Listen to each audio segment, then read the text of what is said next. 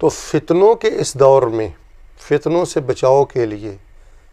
جو بات ہمیں سمجھ آتی ہے وہ یہ ہے کہ آپ علماء کے ساتھ چمٹ جائیں، علماء کو عزت دیں، علماء کو احترام کی نظر سے دیکھیں، علماء کا مذاق نہ اڑائیں، علماء سے دور نہ جائیں، اور ان علماء سے چمٹیں جو اللہ کے قرآن کے عالم ہیں،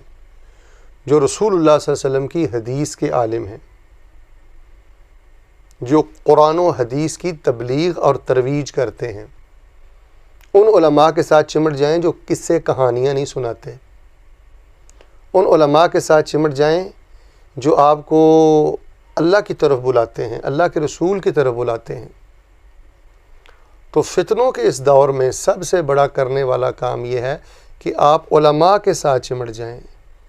اور اپنے علماء سے محبت کریں۔ اور میں اللہ کے فضل سے ہمیشہ اعتدال کی بات کرتا ہوں اور ہمیشہ فرقہ وریت کو ختم کرنے کی بات کرتا ہوں اور دلوں کو ملانے کی بات کرتا ہوں۔ ایسے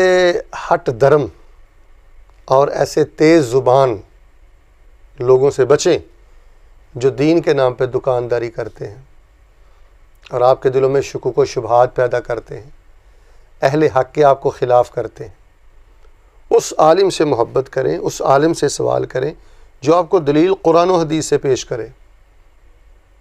جس کا مرجع و ماوا قرآن و حدیث ہے، کیونکہ رسول اکرم علیہ السلام نے فرمایا تھا میں تمہیں 2 چیزیں چھوڑ کے جا رہا ہوں، اس کو مضبوطی سے تھام لوگے گمراہی تمہارے قریب نہیں آئے گی۔ وہ ہے کتاب اللہ اور رسول اللہ صلی اللہ علیہ وسلم کی سنت۔ فلاں نے یوں کہا، فلاں نے یوں کہا۔ بھئی بزرگوں کا احترام ہے، اولیاء کا احترام ہے، پیر صاحب کا احترام ہے،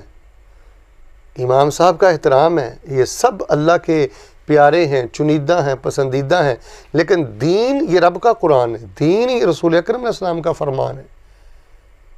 تو اس لیے صحابہ کے منہج پہ آئیں، سلف صالحین کے منہج پہ آئیں، اور سلف صالحین اور صحابہ کا منہج یہ قرآن و حدیث تھا۔ تو بہر صورت میں نے بڑے اختصار سے آپ کو بتا دیا ہے کہ فتنے کے اس دور میں صرف فحشیات کا فتنہ نہیں ہے، اوریانی کا فتنہ نہیں ہے، فحشی کا فتنہ نہیں ہے، صرف حرام کا فتنہ نہیں ہے، دین کے نام پہ بھی بہت کچھ ہے۔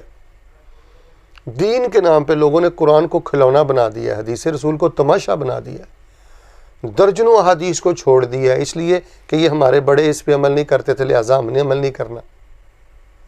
آپ رسول اللہ صلی اللہ علیہ وسلم کی حدیث کی خاطر سب کو چھوڑ دیں، اللہ کے رسول علیہ السلام کی حدیث کو اپنے سینے سے لگائیں، قرآن کو اپنے سینے سے لگائیں۔ تو فتنے کے دور میں بچنے کے لیے ان علماء کرام سے چمٹ جانا بہت ضروری ہے۔ ان سے آپ واٹس ایپ رابطہ رکھیں، کال پہ رابطہ رکھیں، میسج پہ رابطہ رکھیں، جو قرآن و حدیث کے علم بردار ہیں۔ اور یہی ایک اتفاق اور اتحاد کا رستہ ہے کہ ہم سب قرآن و حدیث پر اکٹھے ہو جائیں اور اس کو اپنی بنیاد تسلیم کرنے کے بعد عملی طور پر ہم قرآن و حدیث سے اپنے مسائل کو حل کریں۔